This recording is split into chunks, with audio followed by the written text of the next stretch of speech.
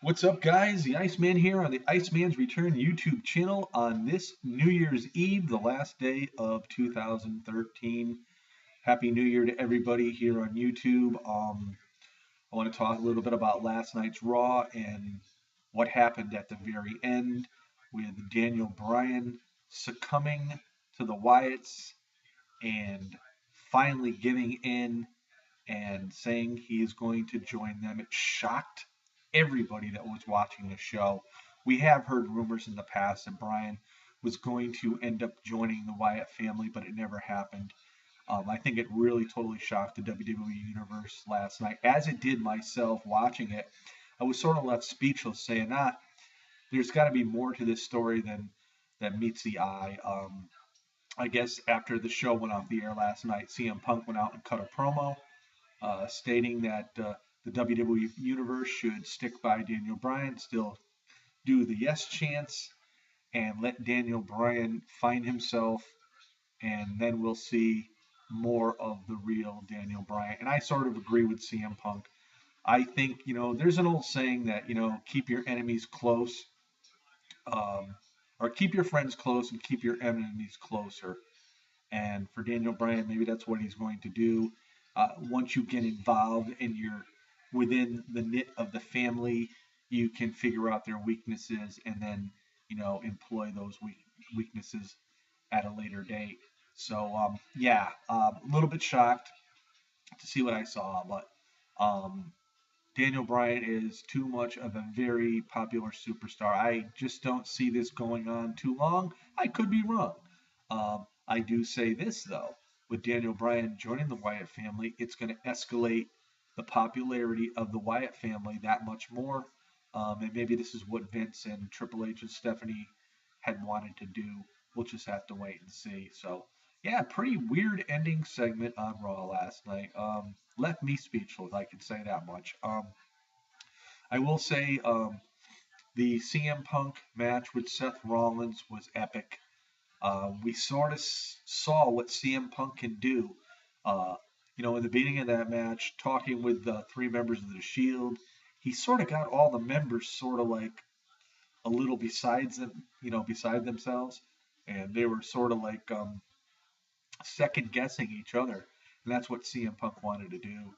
And it was down to Seth Rollins and Roman Reigns.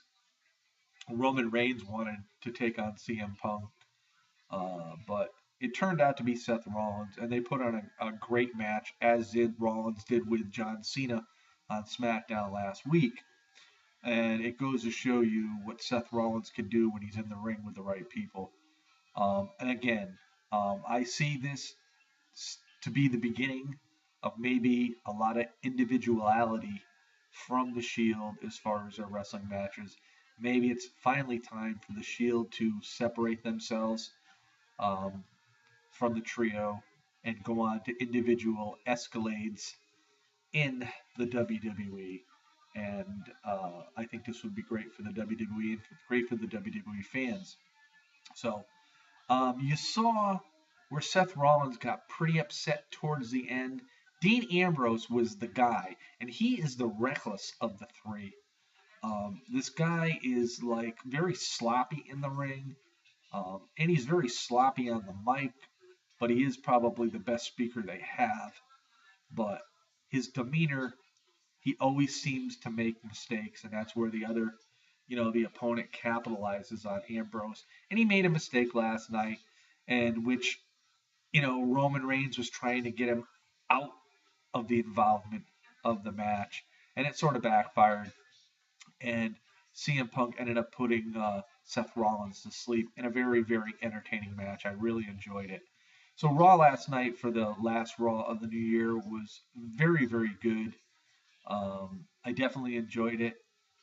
There was, the one match I just thought was just sort of tasteless in my eyes was having Damian Sandow come out and basically telling Renee Young in an interview that if he doesn't win tonight, then he's going to quit.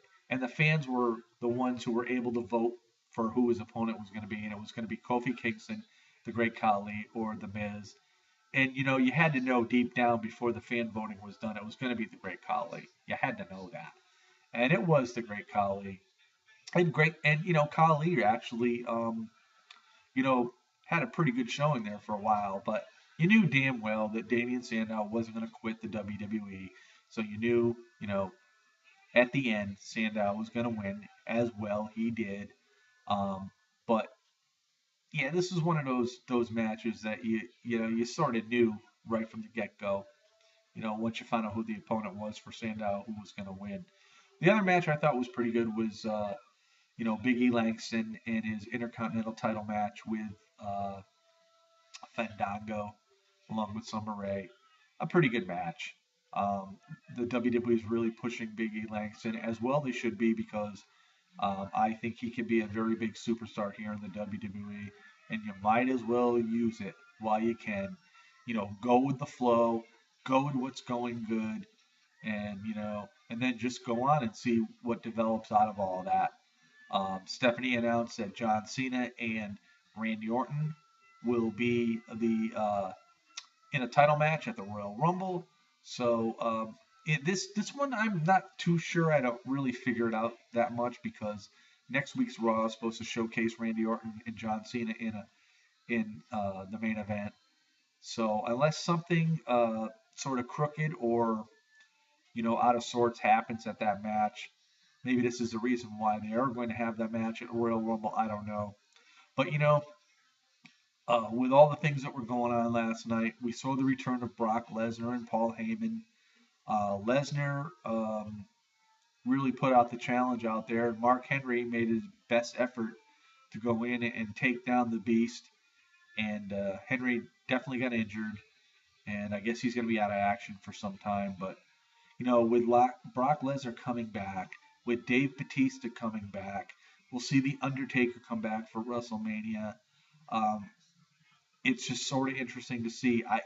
I'll be honest with you, I have no clue what they're going to do for WrestleMania because it seems like once we see what we think they're going to do, other guys come back, and then it just changes the whole outlook of a lot of things. A lot of people are talking about Bray Wyatt and John Cena. Um, could Brock Lesnar end up getting the title before WrestleMania and maybe Batista challenging him at WrestleMania? And this would be a way for Lesnar to get beat and then leave the WWE as he always does after a few months. One has to wonder. Um, but I will say this: with all the part-time stars coming back for WrestleMania, and maybe Dave Batista is going to hang around for quite some time, I'm not sure. But where does this leave guys like Dolph Ziggler, Damian Sandow? Um, you know, Biggie Langston's going to be there because right now he has the title, unless he loses it before WrestleMania. But where does this leave a lot of these guys with all these other big names coming back that are part time? I mean, I think to me, you know, I am like, you follow the WWE year round, and the dedication that the undercard guys, the middle card guys, that they give to the promotion, needs to be taken care of to the point where when the biggest main event of the year comes through for the WWE, these guys should be appreciated and should have some sort of recognition to be on that card. We'll just have to wait and see what happens. So, I mean, this is my opinion.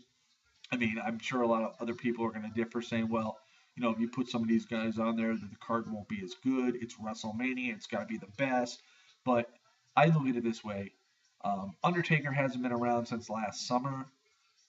Lesnar, you know, when was the last time he was around? Was it Night of Champions or was it SummerSlam? I forgot.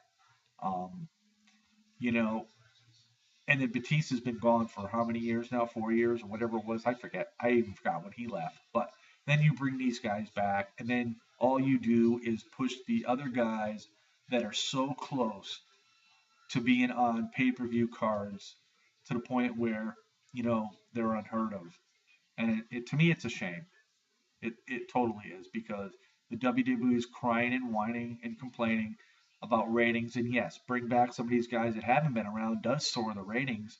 But when they're there just for a short time, you get some good ratings for that very short time. But what about the guys that you need to push on a weekly or, a daily, nightly basis or a weekly basis or even a monthly basis to, get themselves established, because eventually these other guys aren't going to be around. And then you're going to be left looking in the mirror and saying, what do we do wrong? So this is the Iceman's opinion for this New Year's Eve. Everybody have a safe and happy New Year. If you go out tonight, be very careful. And, 2014, a new year. Happy New Year, everybody.